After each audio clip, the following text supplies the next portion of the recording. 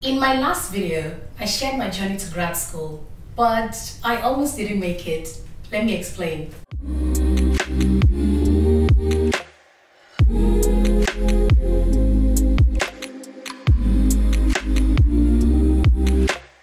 Hello, my name is Aneta Felix. I'm a journalist and graduate student at the University of California, Berkeley. In this video, I'll be sharing details about my visa application process, the interview, and all that happened next. After I won the Mastercard Foundation Scholarship, the foundation had a Zoom meeting with all the 16 scholars from across Africa attending UCB, and they walked us through the visa application process. Now they sent us the fees to pay for the visa application, and I went to GT Bank in Lagos to pay the money. It was $67,200, and that was where the problems began. The first issue was filling in the non-immigrant visa form, the visa application. That's the DS-160. Guys, the DS-160 is one of the longest forms I've ever filled in my entire life. There was no question about your life they wouldn't ask. And the sad thing about the form is that it closes automatically after every few seconds. So I had that issue where I could be filling in details about my job or whatever they asked on the form, and it automatically close. And I will have to log in again, put in my code, put in my surname, put in my application number, and I had to retype everything I had typed. So the trick I found was to, when you type something, simply copy and paste it into your Microsoft Word. So if it closes automatically, you can simply copy and paste, and that saves you a whole lot of time. So mind you, devote hours to fill in that form. I mean, that's how strenuous it was. Personally, I filled it over the course of days because it was a task, a true chore. So after I paid my visa application fee, I used the transaction reference code on the visa fee receipt to log into the visa appointment page to book my interview. Little did I know that I was in for a shock. So I logged onto the page, and to my surprise, the available visa interview dates that I saw were in April 2023. I mean, can you imagine? I had school starting in a few weeks, and the available interview dates were in 2023. It's so unbelievable. I mean, my shock is new every morning when I think about it. But anyway, friends advised me to book April 2023 anyway, and that how it worked was you book the available dates and you keep logging into the site and just keep checking to see if new dates might open up. It was a very worrisome situation because all the other scholars had gotten visa interview dates in 2022 in a few weeks, but mine was like a year away. Anyway, I kept checking and checking, and luckily I found a date in December 2022. I booked that, yet it wasn't good enough. I had a very tough time because of this visa interview situation. I couldn't sleep, I couldn't eat, I couldn't think. I was just disturbed, and I was really asking myself, my admission check, my funding check, and my visa pending. I really couldn't wrap my head around it. It was a very, sad situation for me. One day, I got blocked. I got blocked for 72 hours. So how it works is you're only allowed to log into the visa appointment page about 3 or 4 times a day, because they know that a lot of people are trying to book visa interview dates, so they keep logging in, and I guess that's what informed it, so the site doesn't crash. You're only allowed to log in 3 or 4 times a day and check if dates are available. If not, you've exhausted your chances for the day, you try again tomorrow, and the cycle went on. So luckily I got to hear about some WhatsApp groups where people would join. Lots and lots of Nigerians, guys. Nigerians in their hundreds in different visa application groups, just trying to get a date. So how it works is when you join those WhatsApp groups, you'll have to pick a time that's maybe 11 a.m., 12 a.m. and 2 p.m. You have to pick 3 slots when you go and log into the visa application page and check.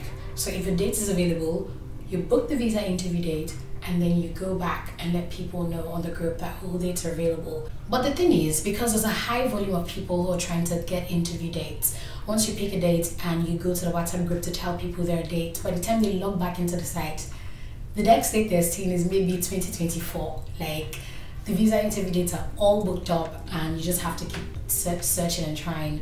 So that was my situation. I heard about agents that you could use, but I really wasn't confident that they could do anything for me. Besides, the US Embassy discourages that heavily. So this was a very dicey situation. I needed to get to school in the next few weeks, but dates were unavailable. When dates become available, they are taken up quickly. The next option was to book for expedited dates. So how it works is you write to the US Embassy telling them why they need to give you an earlier visa interview date, maybe because of health emergencies and you need to do surgery, whatever it is. And in my case, it was that school was starting in a few weeks and I needed to get my visa. So I wrote to the US Embassy requesting for an expedited visa interview date. Some other persons were granted, but I wasn't, right? My visa interview expedited request was denied. The quote said, high volume of demand and staff shortages. I felt very frustrated about the whole thing and it was a very sad situation to be in. But I began to brainstorm other options. I found out about the possibility of traveling to another West African country to have a visa interview there. Some people had done it and they were successful, and I began to do my research. Do I go to Ghana? Do I go to Niger? Do I go to Cote d'Ivoire? I reached out to friends in these countries and they were telling me, what they thought about their friends who worked at embassies and these advice they could give. Some people told me to just apply to defer my admission to next year. Oh God, it was very sad. So I wrote to the Mastercard Foundation and they were willing to support me to travel to Cameroon to have a visa interview. Before that, we wrote to several embassies. We wrote to embassies in Cote d'Ivoire, in Ghana. I called embassies asking them, I'm a Nigerian, would I be able to get a visa interview as soon as possible if I were to, book an interview there? Because that would mean paying new visa fees. But then it was very complicated because I had to think of flights, I had to think of accommodation, I had to think of paying the new visa fee. It was a lot of stress, but the foundation was willing to support me in any way. They in fact sent me money to pay for another visa fee to apply for my visa interview in Cameroon. But then the Cameroonian embassy wrote back to me and the foundation telling them that there was no guarantee that I was going to get an early visa interview date. And that was another shocker. So at this point, I had tried everything. I was logging into the US Embassy website at least 3 or 4 times a day. I had applied for an expedited visa interview date and I was denied. I had considered traveling to several West African countries and they told me there was no guarantee of a successful appointment within the time frame that I was looking at. What was I to do? And I decided, God, just do your thing. You've brought me all the way. I want to have faith that you're going to see me through to the end. I mean, I had done everything. What else was there to try other than to leave it all to God? I was going to pray, I was going to fast, and just trust God to sort it out. And you know how we Nigerians can get into this religious mode when things seem to be going rough?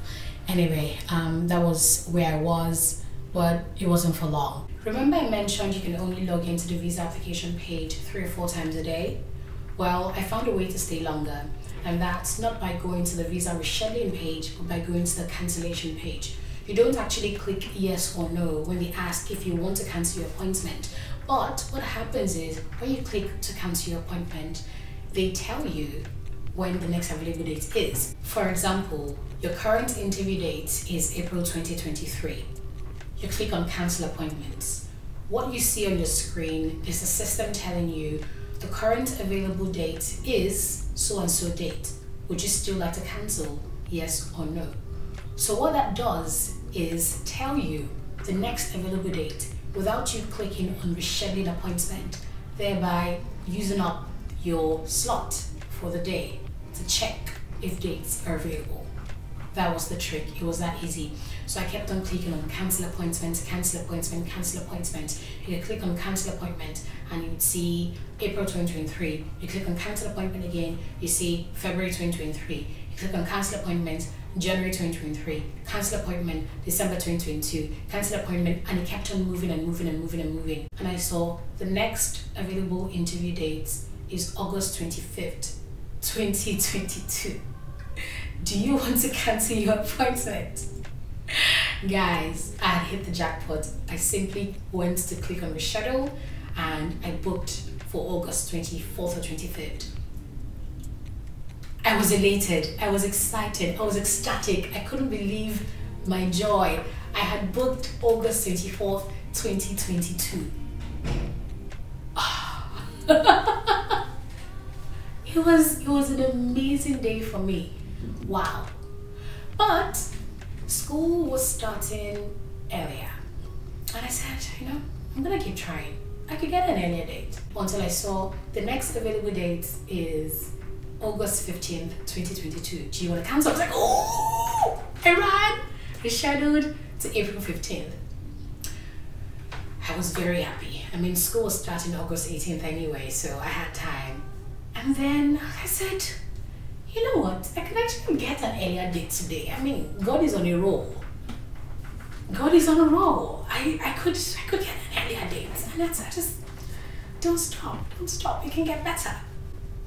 And I continued to click on cancel until I hit the big one. I saw August 5th, 2022. I picked that date. Guys, Jesus. Oh my God. It was... I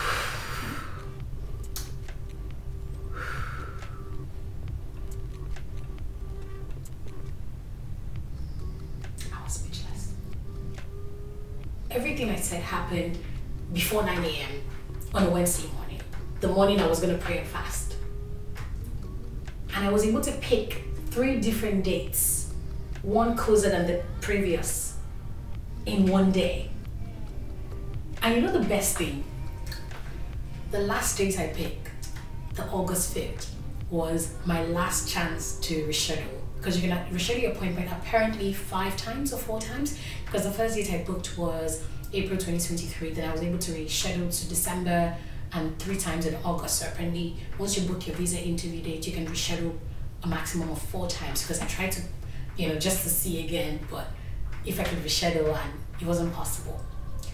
So guys, that's the trick to how I booked my visa interview date earlier than I expected. But that was just one part of the journey. The next was acing the interview. So I had gotten a favorable interview date, and the next thing was to prepare for the interview. I did all sorts. I scoured the internet, YouTube, social media, Google search to just find information that could help you prepare best for the interview. And I saw a checklist of all the documents you needed to take along with you. I printed everything, my university transcripts, my NIN, you took your passport, I took my CV, I took everything in the scholarship award documents, my university admission letter. I printed everything that needed to be printed. I did all of that research and I thought I was ready. I went there that day, I was early, and when I got into the visa interview hall, I was scared. When people spoke, you could hear the fight in their voice. They were literally saying everything to save themselves from a rejection. You could hear people loudly, well, I did all the basics, the checks, fingerprints, and all of that. And then while I was waiting in line, I saw a guy who was applying to Harvard, who actually had gotten admission at Harvard University. And he was saying a lot of great things. He had done this research in the UK. He had done the guy spoke so eloquently, I would give him a job if I had one, but he was rejected. People were getting rejected. I was seeing lots of blue papers, because when you're rejected, you're given a blue paper. Some other people say they receive a red paper, a pink slip, or something like that. You get a white paper if you're accepted. So I think I only saw that maybe once in all the time I was there. So that was very scary, seeing people going, saying things that made sense to me, but then the interview officer tells them that they do not qualify. And I'm like, what do you people want? I would give that girl a visa. She sounded quite, convincing to me. But maybe because they didn't have funding, or they couldn't explain exactly. I really don't know what or why. But it got to my turn. And immediately she asked me the first question, which was about what are you going to do in the US, or what are you studying? I gave her the answer to a million questions that any visa interview officer could possibly ask about me. So she literally had to ask just one question. And midway into my speech, she stopped me and said, "Oh, you've literally answered everything I wanted to ask you." And I'm like, "Okay, good." And then she laughed at a point and said, "You actually sound like a journalist." I said, "Thank you. I really hope that means a yes." And she said, "I will be approving your visa. Da, da, da, da, da." And she went on and on and on and on and on. And I was like, "Oh, thank you. You're so kind. Thank you." I couldn't believe it, guys. Because even if you're a very confident person, but then you see people who were making a lot of sense, who could have been granted visas, being denied, it really makes you question yourself. It really makes you question, why you're leaving the country in the first place, why you have to seek for this piece of paper that may or may not signify a better life. It really just makes me question everything about my identity as a Nigerian, my identity as a person. I read the news and I see many foreigners get Nigerian citizenship often. We embrace foreigners with our open arms because we're a very loving, welcoming, hospitable country. But maybe because of the reputation we've had outside, because of how maybe some of us behave, it's really cast a bad light on many others with good intentions. So it really made me think about all that while waiting for my turn for the visa interview. And really made me think back to how, these weren't a necessity back in the day when things seemed to be good, but how these checks and balances have come to be important in the world that we are today. But before I get too philosophical, that really is the long and short of my journey from, getting admitted into school, to getting the funding, to getting the visa eventually. On a lighter note, lots of people asked me, to share details about how I applied for the Mastercard Foundation Scholarship. So that will most likely be the content of my next vlog. Look out for it. Thank you very much for watching. I appreciate your support. Kindly subscribe if you haven't. Like this video, share as well.